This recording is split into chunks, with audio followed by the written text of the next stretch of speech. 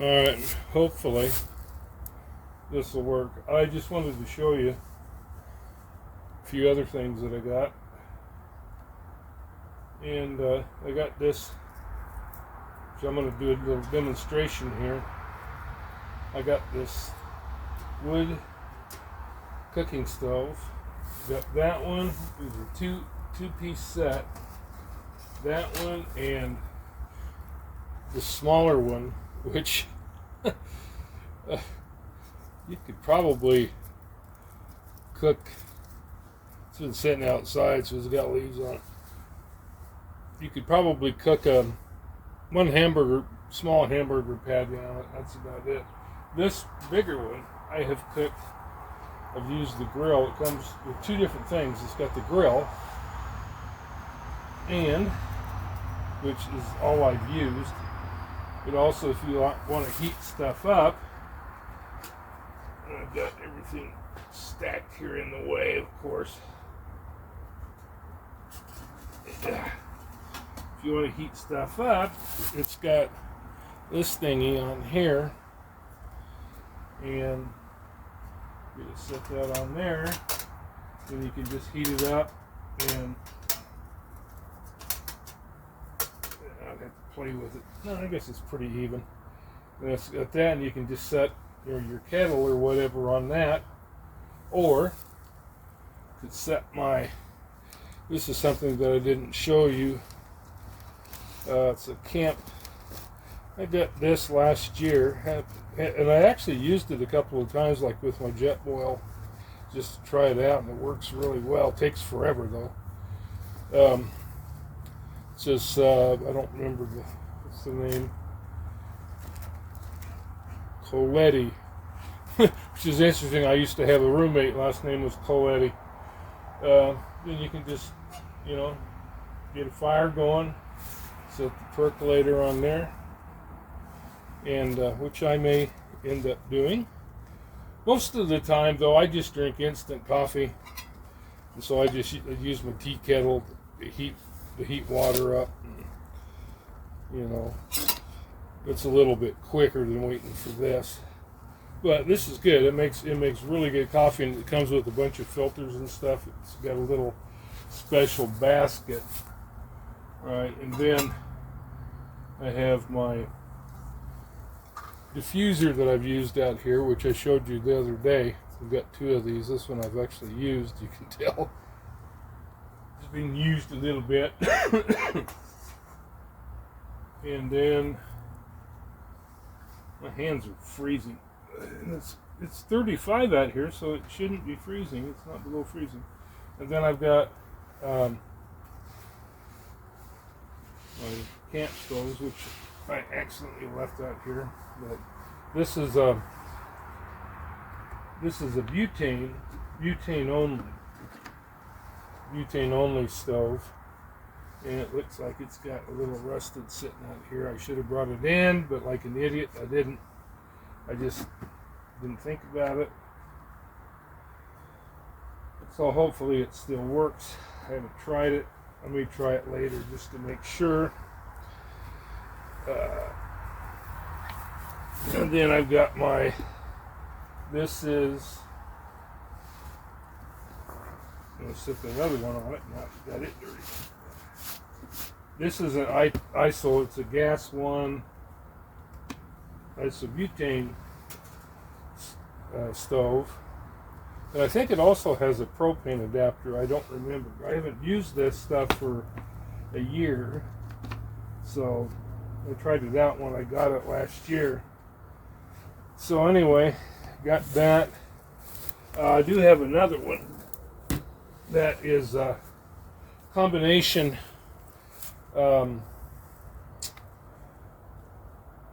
butane and propane.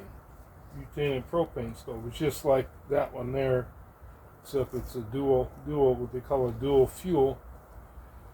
Alright, so what I'm going to do is I am going to put my grill back on here. And then, now this wood, I don't know how this is going to work. Oh yeah, and then I have my This is somebody said, you don't have any running water, you can't take a shower. Yeah, I actually have a shower cabin, they call them. Basically an enclosed thing that you stake in the ground just like a tent. And then this is my shower hose. And this goes into the bucket. I've got a collapsible bucket, or you can use a regular bucket, whatever. This end goes into the bucket, and then this plugs into the power unit, which I was actually inside charging up, or I had it charged a while back. And it's USB again. Everything, almost everything I have is USB, because I don't want to have to, don't want to have to be messing with batteries. So anyway, I'm going to try a little experiment here. The wood, we've had some rain and stuff like that, and the wood's not dried out yet, so I don't know if it'll work or not, but I'm going to try it. And I've got some hand sanitizer. This isn't the stuff I bought. This here is 62% ethyl alcohol. I got this from my doctor's office. They gave it to me. So I think what I'm going to do, it'd be easier just to take this grate off here. Now, if I was actually going to cook, I wouldn't take that off, but just for demonstration. So I'm going to take some of this hand sanitizer. I'm going to squirt it on the wood. Another thing too, what makes really good kindling is leaves. Except usually when they're dry. If you got dry leaves, man, this thing will light up like a Christmas tree. What should I have left in there? Wow, I used quite a bit. This thing was almost full. Alright, so I'm going to try this. Like I say, I don't know, this wood is so wet, I don't know if it'll work or not. If the wood was dry, I guarantee it would work.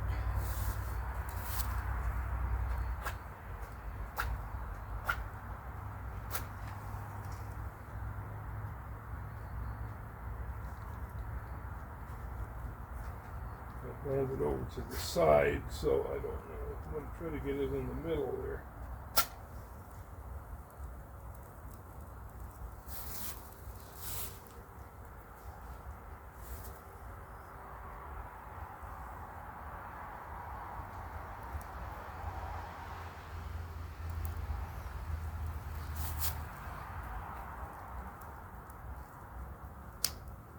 Oh yeah, something else I was going to show you.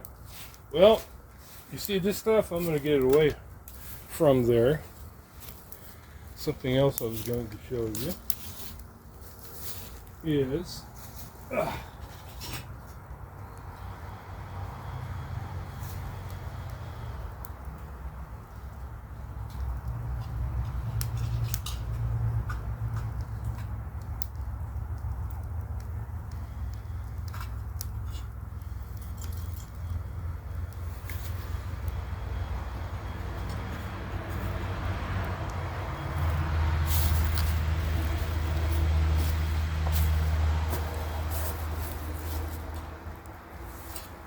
this is an alcohol burner.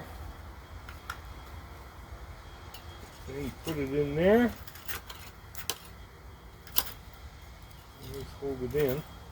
And then you got this lid that you put on there when you get done using it. This is what, a snuffer that when you want to regulate the heat or put it out completely. And then I couldn't find, like I said in my other video, I couldn't find the alcohol to go in there.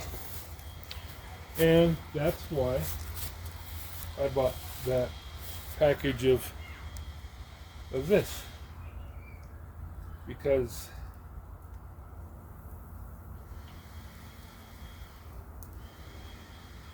so to squirt a little bit more of that on there.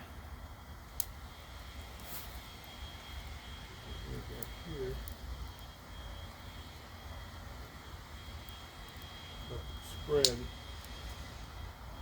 But yeah, I mean, if push comes to shove and you have to get, well, you can see my breath. Yeah, my fingers are freezing. But anyway, I just squirt some of this in here, fill that up, and I've heated up, like put one of those, my Stanley thing on there. Put some soup in there, put the Stanley thing on there, and set it on there, and it'll heat it up most of the time. Sometimes I have to put a little bit more in there and relight it, depending on the volume of stuff that's heating up. But yeah, it's hard getting this going, because that wood is just, and you can see that, the white smoke coming off there. Yeah. But you know what? If I was out in the woods and had to get a fire going, I would find some smaller twigs, because I didn't use small twigs. You can see that they're actually pretty good size, and I did that for a reason, to just show you how well that hand sanitizer works. So if you're ever out in the woods, you need to start a fire, and you got some hand sanitizer with you, there you go. It will definitely do the job.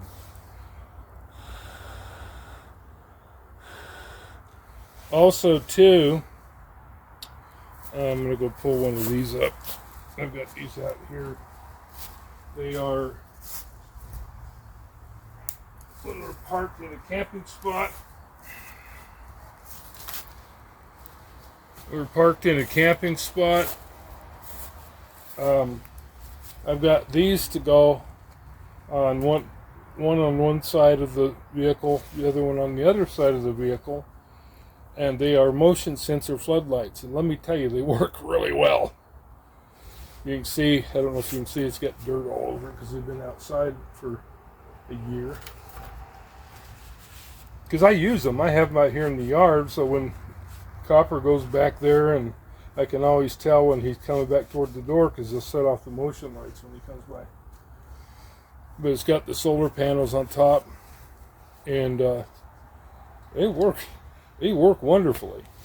I wish this was metal instead of plastic, because depending on where I'm camping, if I'm not in a area like out in the desert out there, if you in a rocky area instead of dirt, they're not going to want to stick in the ground really well. But I might be able to devise something else to hold them up. But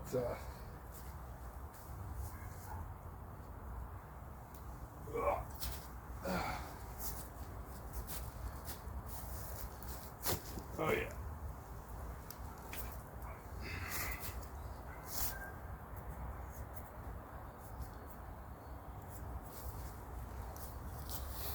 And then I've got several of these, the ferro rods.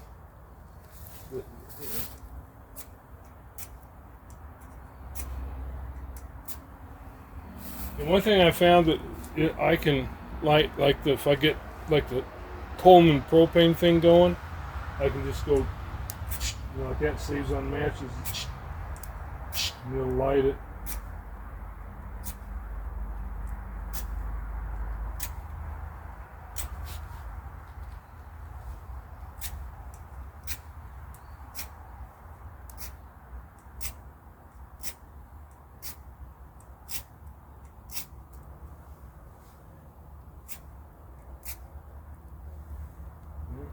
Got it going somewhat. Anyway, got that, and yeah, I pretty much think I have everything that I need, and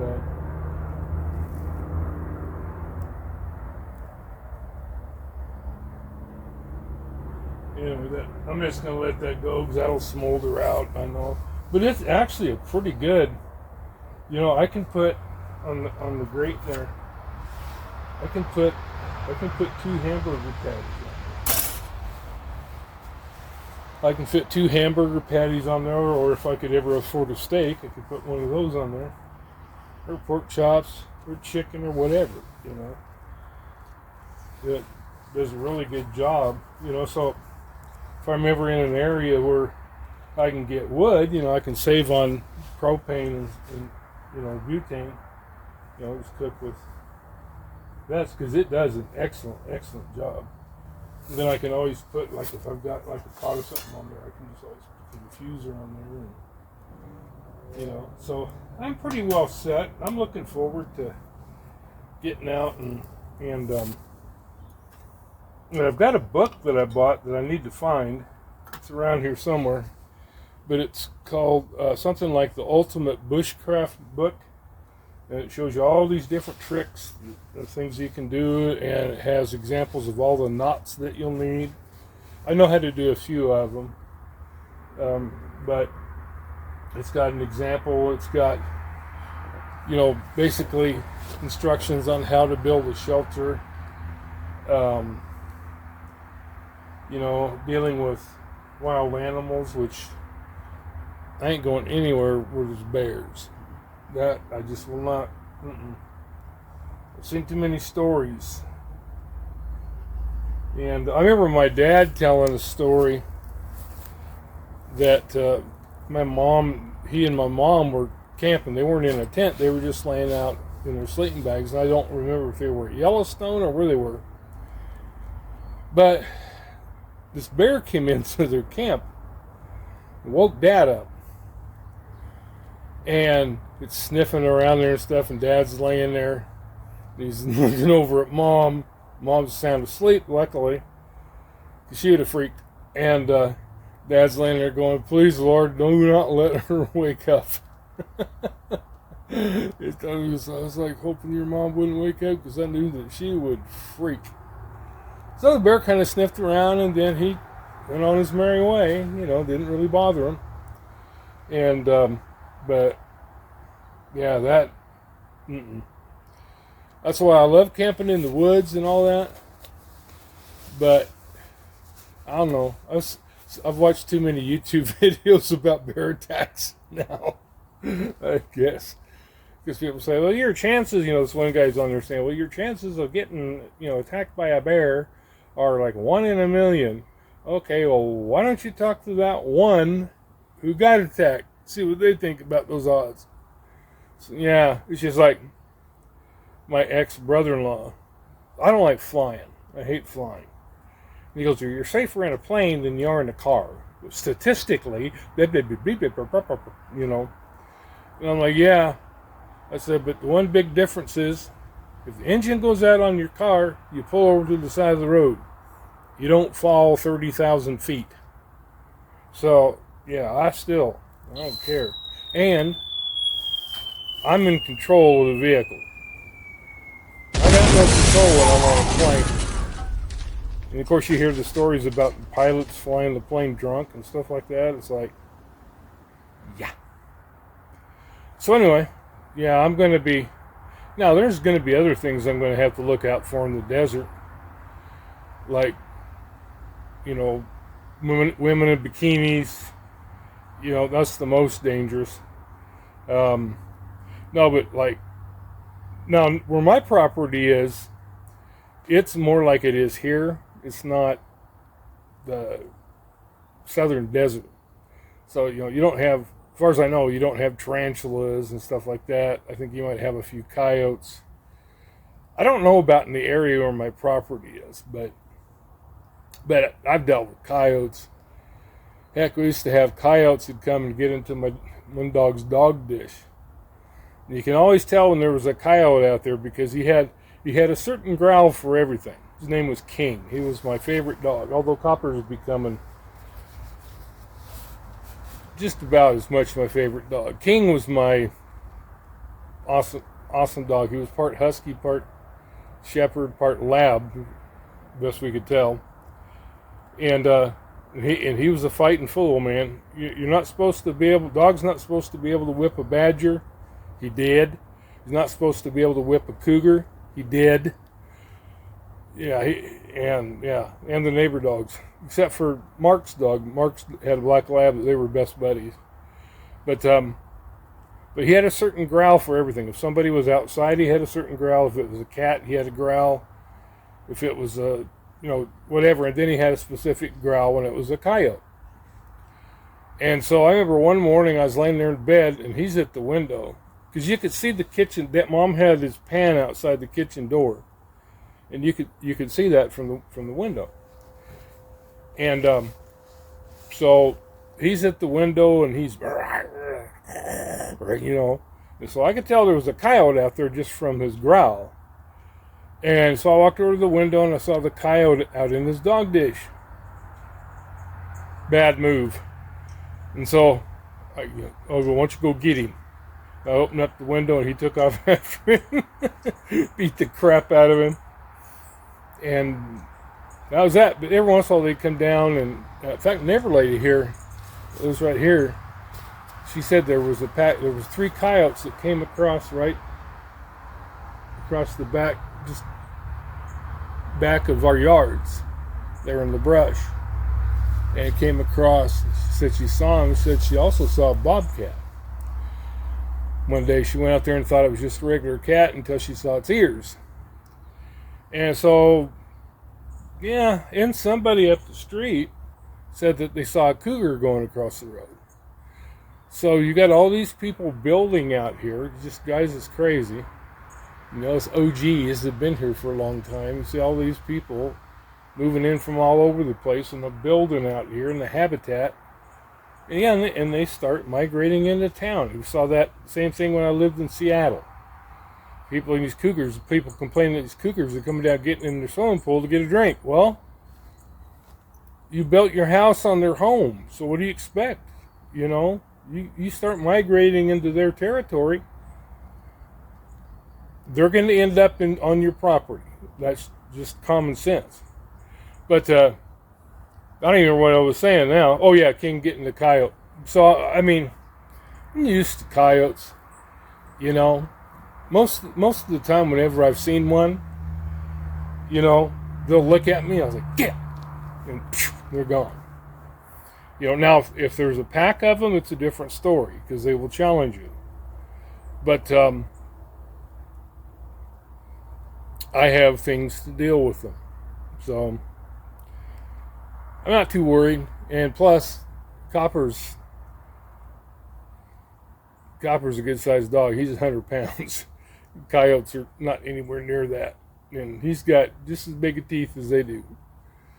So, but I wouldn't want him to get in a fight with one and get hurt, because he'd still get bit up, even if he won the fight.